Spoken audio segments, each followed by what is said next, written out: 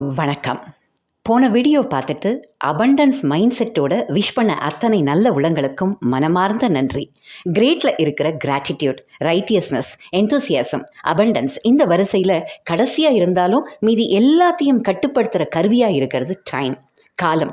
போனால் திரும்பி வராத மிகப்பெரிய செல்வம் காலம். ஸ்டீவ் ஜாப்ஸ் தன்னோட வாழ்க்கை அனுபவத்தையே நமக்கு லைஃப் லெசனாக your time is limited, so don't waste it living someone else's லைஃப்னு தெளிவாக புரிய வச்சார். பர்த் டேட் தெரிஞ்ச நமக்கு நம்மளோட லாஸ்ட் டே என்னைக்குன்னு தெரியாது.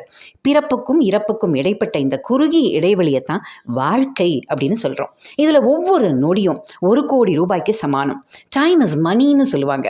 நம்மளோட பேங்க்கில் கடவுள் நம்ம அக்கௌண்ட்டில் தினமும் 86,400 rupees போடுறாருன்னு வச்சுப்போம்.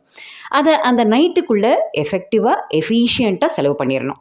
ஏன்னா மறுநாளைக்கு அந்த பேலன்ஸ் நமக்கு கிடைக்காது. அதே மாதிரி தான் காலம்ங்கிற பேங்க்கு நமக்கு தினமும் 86,400 செகண்டை கொடுக்குது. அதை ப்ரொடக்டிவாக செலவு பண்ணுறவங்க வாழ்க்கையில் உயர்ந்த நிலைக்கு போகிறாங்க. அதோட மதிப்பு தெரியாதவங்களோ முன்னேற முடியாமல் தவிக்கிறாங்க. இறந்த காலத்துக்கு திரும்பவும் முடியாது, எதிர்காலத்தில் இருந்து கடன் வாங்கவும் முடியாது. அதனால தான் யாராவது இறந்துட்டாங்கன்னா கூட காலமானார் அப்படின்னு சொல்கிறோம். 1 இயரோட வேல்யூ தெரியணுமா?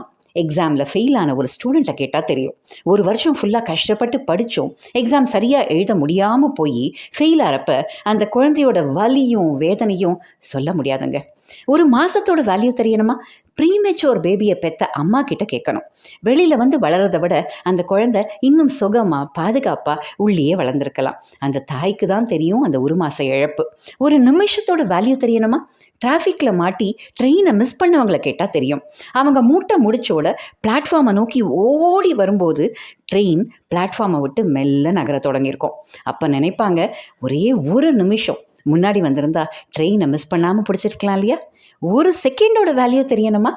பிரேக் அடித்து 1 செகண்டில் வண்டியை திருப்பி ஆக்சிடெண்ட்டை அவாய்ட் பண்ண டிரைவரை கேட்டால் தெரியும் அந்த 1 செகண்ட் அலர்ட்னஸ் எத்தனை உயிரை காப்பாற்றுச்சுன்னு சொல்லுவார். 1 மில்லி செகண்டோட வேல்யூ தெரியணுமா? ஒலிம்பிக்ஸில் சில்வர் மெடல் வாங்கினார் பாருங்க, அவர்கிட்ட கேட்டால் தெரியும் அந்த 1 மில்லி செகண்ட் ஸ்பீடாக ஓடி வந்திருந்தா அவர் கோல்டு மெடலே அடிச்சிட்ருப்பார். அதனால தான் ஒவ்வொரு மில்லி செகண்டும் விழிப்புணர்வோட ஆக்கப்பூர்வமாக உழைக்கணும்னு எல்லா வெற்றியாளர்களுமே சொல்லுவாங்க. அப்படி மிகுந்த விழிப்புணர்வோட நாட்டுப்பற்றோட ஒவ்வொரு செகண்டையும் கரெக்டாக பிளான் பண்ணி சிதறி கிடந்த இந்தியாவை ஒன்று சேர்த்த மகத்தான மனிதர் சர்தார் வல்லபாய் பட்டேல் தான். காலத்தையே வென்ற இரும்பு மனிதர். நம்ம குடும்பத்தில் இருக்கிற 4 பேரை சமாளித்து சேர்த்து கொண்டு போகிறது எவ்வளோ பெரிய விஷயம். ஆனால் சர்தார் வல்லபாய் பட்டேல் 500க்கும் மேற்பட்ட ப்ராவின்சஸை ஒன்றா திரட்டி அகண்ட பாரதமாக, வலிமையான பாரதமாக உருவாக்கி காமிச்சார். இட்டாலியில் 9 ப்ராவின்சஸ் பிரிஞ்சு கிடந்தது, அதை ஒன்று சேர்க்க 23 இயர்ஸ் ஆச்சு அவங்களுக்கு.